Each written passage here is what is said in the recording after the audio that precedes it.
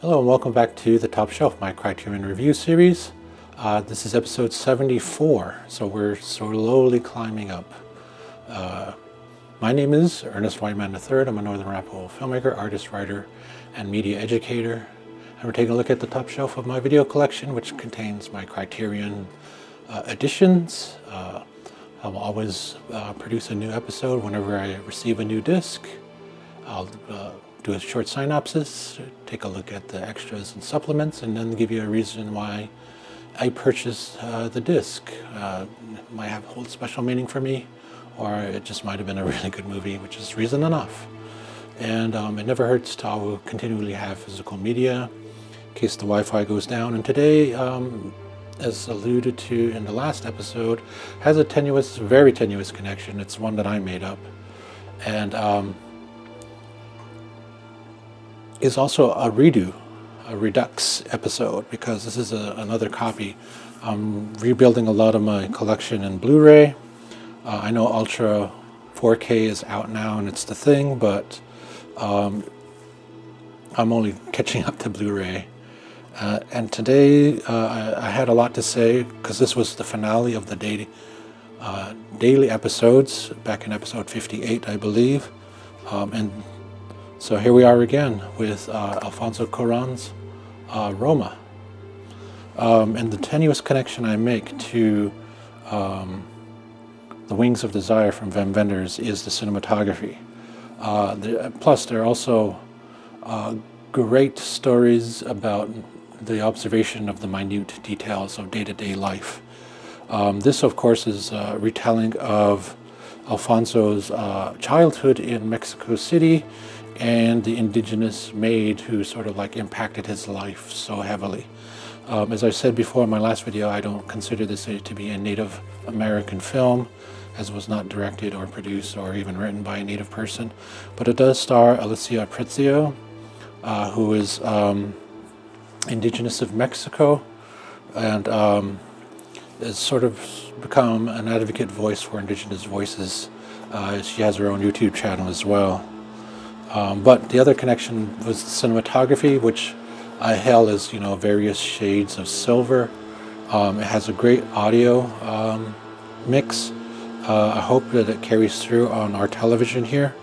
And just a really great film. But I thought it was the best picture of 2018.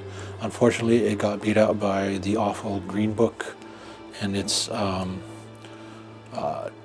liberal, diverse selection. So let's break out the glasses.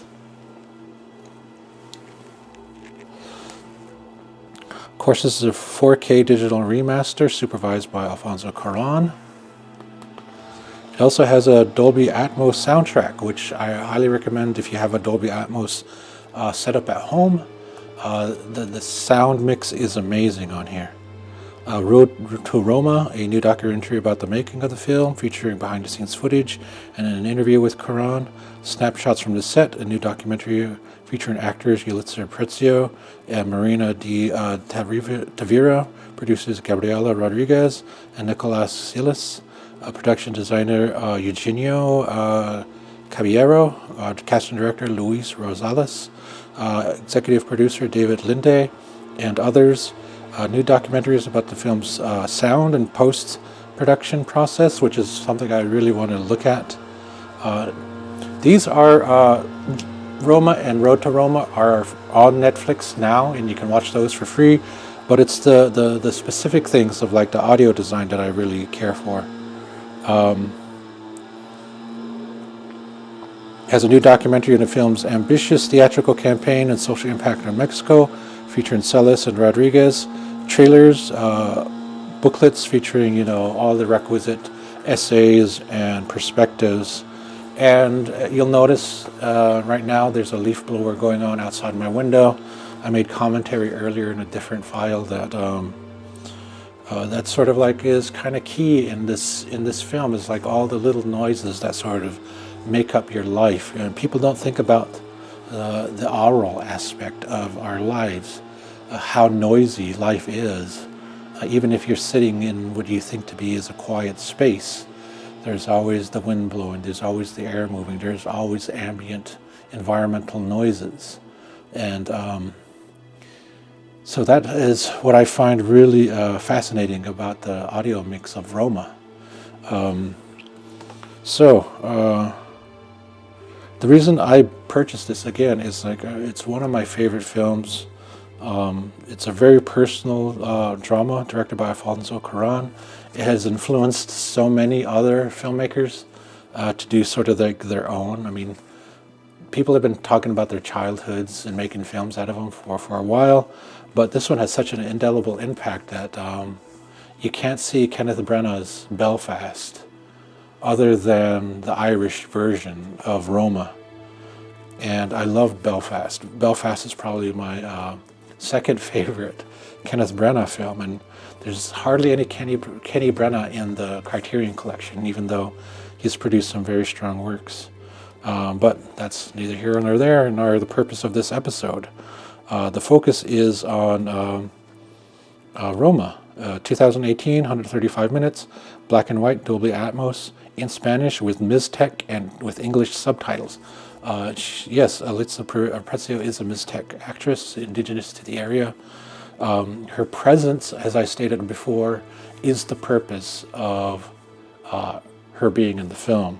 The fact that there's an indigenous person at the center of a huge film at all is the political message. And if it's too subtle for you to sort of understand that, then I don't know what else to say. I mean, she's been criticized for not being vocal, like in the film, despite her character being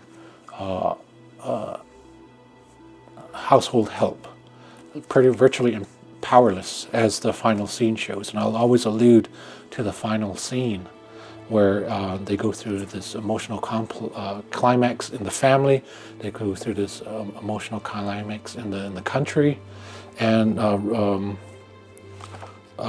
Cleo herself, the character Yalitza plays, goes through another emotional turmoil herself in the film. And despite all this loving care that they shower her with, at the end, she still has to pick up the laundry. She still has to pick up after the kids. She is still the hired help. And that says volumes about indigenous representation, I think. Just in the strength of this performance alone. Is by no means a Native American film.